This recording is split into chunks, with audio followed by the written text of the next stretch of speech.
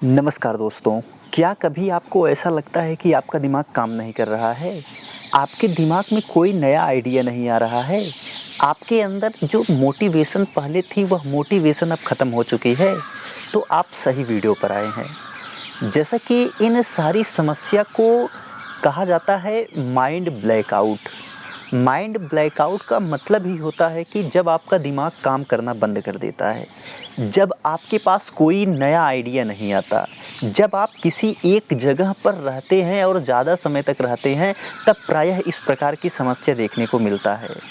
इसीलिए कहते हैं कि लोगों से घुलना मिलना चाहिए। लेकिन दरअसल ये माइंड ब्लैकआउट की जो समस्या है, यह व्यापक रूप से है और बहुत से लोग इससे परेशान हैं। जो लोग काम भी करते हैं, तरह-तरह जगह-जगह पर जाकर के घूमते-फिरते भी हैं, उनके साथ भी माइंड ब्लैकआउट की समस्या है। कई बार ऐसा जो बहुत अनुभवी लोग होते हैं, उनके साथ भी होता है कि वह किसी आइडिया पर काम कर रहे होते हैं और अचानक से उनका दिमाग काम करना बंद कर देता है। वह सोच ही नहीं पाते हैं कि अब आगे क्या करना है। जबकि कुछ समय पहले उनको उस आइडिया के बारे में पूरा पता था और उनको यह भी पता था कि वह आगे क्या करेंगे। लेकिन अचानक से उनका माइंड ब्लैकआउट हो जाता है। जैसा कि यह बहुत साधारण प्रक्रिया है जो कि आम तौर पर लोगों में देखा जाता है। लोग प्रायः इस समस्या से ग्रसित होते हैं। प्रायः आप कभी-कभी देखते होंगे कि आप कुछ बोल रहे होते हैं या कोई बोल रहा होता है और आप सुन रहे होते हैं और अचानक में आप भूल जाते हैं कि वह बोल क्या रहा है और आप क्या सुन रहे थे। इसे को अगर कहें कि माइंड ब्लैकआउट क्या होता है, तो माइंड ब्लैकआउट उसको कहा जाता है जब आपका दिमाग काम करना बंद कर देता है। जब आपके पास कोई नया आइडिया नहीं आता है, कोई नया मोटिवेशन नहीं होता है, तो यह साफ-साफ संदेश दे रहा होता है दिमाग कि अब आपके दिमाग को आराम करने की आवश्यकता है, यानी कि उसे रेस्ट चाहिए। और जब आप उसे रेस्ट देने के लिए राज़ी नहीं होते हैं, तो ऐसे में वह अपनी छुट्टी खुद ही कर लेता है, खुद ही अपने आप को रेस्ट दे देता है, जिससे कि आप परेशान होते हैं कि आप काम नहीं कर पा रहे हैं और दिमाग अपने सुविधा अनुसार अपने आप को ब्लैकआउट कर लेता है, जो कि दिमाग और शरीर के लिए बहुत ज़रूरी है। अगर माइंड ब्लैकआउट के पीछे के कारण की बात की जाए तो ज़्यादा काम का प्रेशर, या आप मोबाइल या लैपटॉप में ज़्यादा देर तक काम करते हैं तो स्क्रीन टाइम ज़्यादा होने की वजह से भी आपका दिमाग थक जाता है। ऐसे में तब उसे आराम की आवश्यकता होती है। ऐसे में उस स्थिति में भी ब्लैकआउट हो जाता है।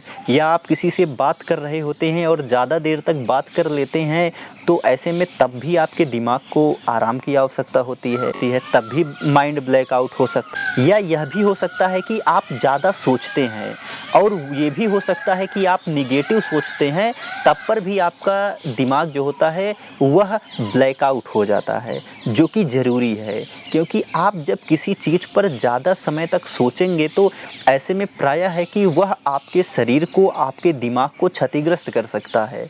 ऐसे में यह ज़रूरी है, या कहें कि शरीर में ऐसी प्रक्रिया ही बनाई गई है कि जब आपके पास ज़्यादा समस्याएँ होंगी, जब आपके पास ज़्यादा परेशानी होंगी या जब आपका दिमाग उसे सहन नहीं कर पाएगा, तो ऑटोमेटिक ब्लैकआउट हो जाएगा। कोई काम अगर आप कर रहे हैं और आपके साथ ऐसा होता है, तो आप उस काम से ब्रेक ले सकते हैं। कहीं जाइए, घूमिए, टहलिए, गाने सुनिए।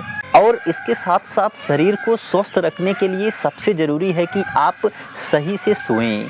देखा क्या जाता है कि लोग ज़्यादा काम करने की वजह से सो नहीं पाते हैं। जैसा कि सोना ही सबसे बड़ी चीज़ होती है। अगर आप सोते नहीं हैं, तो ऐसे में यह ज़्यादा चांसेज़ है कि आपके दिमाग काम करना बंद कर देगा। क्योंकि जब आप सोते हैं तो आपके दिमाग को रिलैक्स महसूस होता है।